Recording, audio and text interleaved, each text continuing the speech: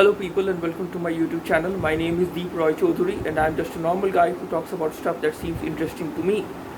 Um, Today I'm going to talk about that same topic which I've been talking about in my previous 4 videos.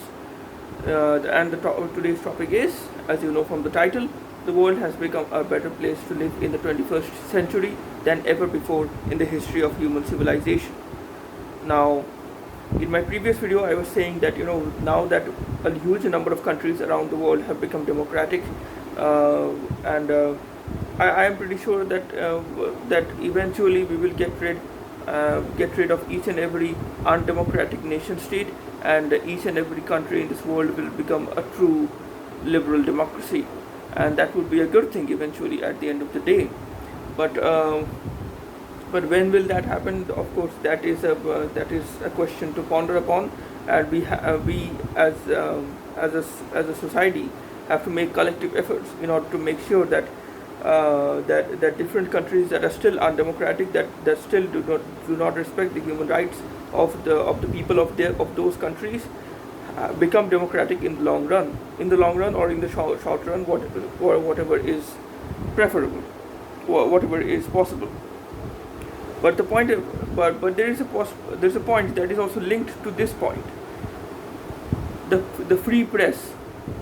Of course, people have criticisms about journalists, about how sometimes journalists misinterpret things, how sometimes journalists spread false news in the name of spreading information, how journalists are biased in various ways and are basically trying to cheer for a particular cause or cheer for a particular political party. I'm not trying to take any names, but I think you would know what I'm talking about. Some journalists are favoring one political party, some other journalists are favoring some other political party. So I get the fact that there are legitimate criticisms of the free press, but at the end of the day, the free press does matter and does help eventually. Eventually in many ways. 500 years ago there was no, or maybe 700 years ago there was no free press. There was no accountability. I'm pretty sure that the kings and queens that ruled 700 years ago, they had their council of ministers. They had their they had their inner circle where people close to them could guide them, but they could only guide them.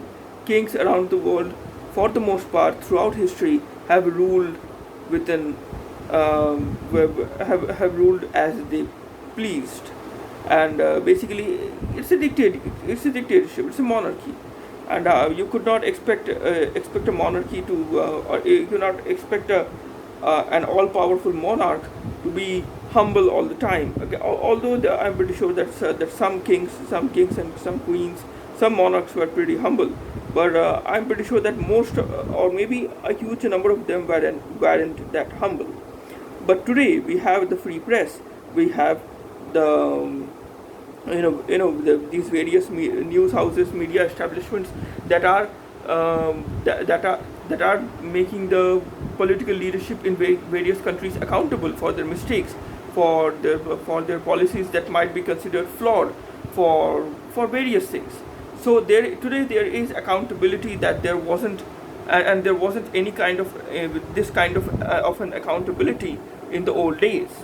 So and even in those countries, even today, which are basically absolute monarchies like Saudi Arabia, Qatar, and I'm pretty sure even some countries in Africa are just absolute dictatorships.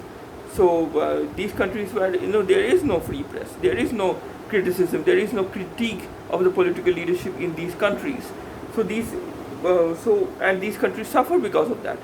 The people of these countries suffer because they cannot express themselves freely. They have to they have to live according to a certain way. They have to spend their entire life according to a certain way, because they don't have the freedom to express themselves, to express any critical opinions about the contemporary political leadership in any country, in any undemocratic country, and that works out for the worse. In these countries, people suffer, and huge numbers of people from these undemocratic countries which are absolute monarchies, flee these countries and take refuge where? Take refuge in democratic countries, because we have democracy. Because democracy respects the rights of the individual, the rights of the citizen in various countries. For the most part, again, every democracy in the world is imperfect, and so yeah, every democracy is not perfect. All journalists in the world aren't saints from heaven, but at the end of the day, I would say that the free press, that the existence of the free press today does help a lot, and bring light and bring attention to those issues that people might not be paying attention to. But it also creates awareness among the public, among the general public, about various stuff, about various things that people might not have paid attention to if the free press wasn't there in the first place. So it's not just for the sake of criticism.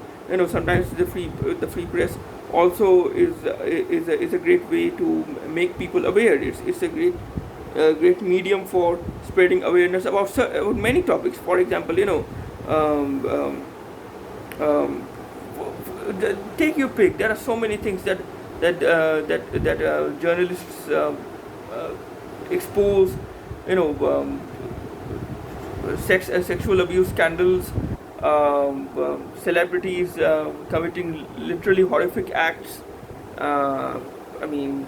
The whole Me Too movement and Harvey Weinstein, literally, I'm pretty sure, raping a lot of women.